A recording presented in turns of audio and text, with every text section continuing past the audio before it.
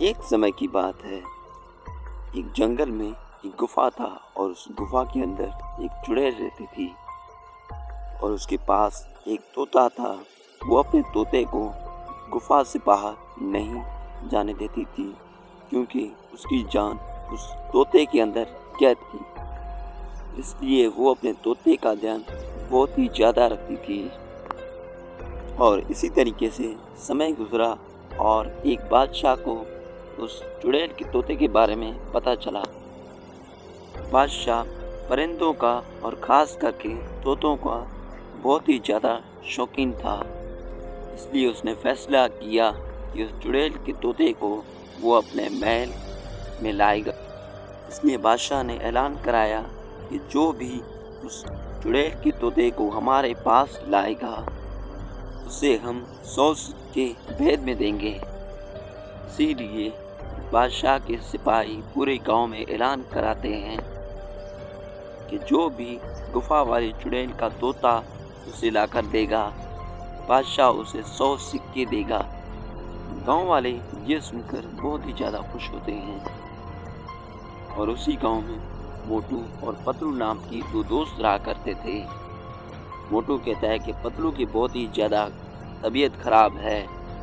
अगर मैंने चुड़ैल का तोता चुराया और बादशाह के हवाले किया तो बादशाह मुझे 100 सिक्के देगा और उससे मैं अपने दोस्त पतलू का इलाज करवा सकूंगा।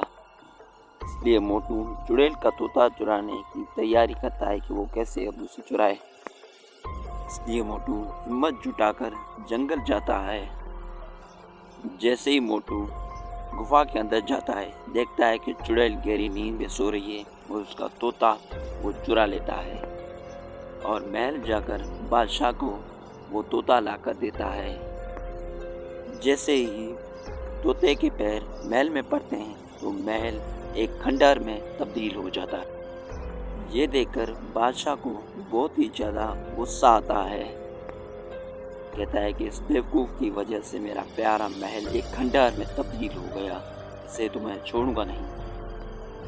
तभी मोटू कहता है कि लाइए, मैंने अपना वादा पूरा किया, आपको ये तोता ला कर दिया, अब मुझे 100 सिक्के दीजिए ताकि मैं अपने दोस्त पतलू का इलाज करवा सकूं।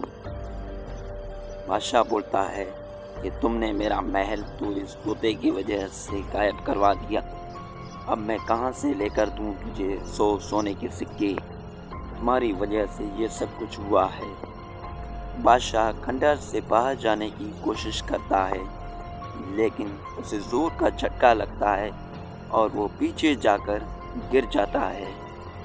लेकिन मोटू वहाँ से निकलने में सफल हुआ और उसने महल को अपने कब्जे में लिया और मोटू उस महल का बादशाह बन गया।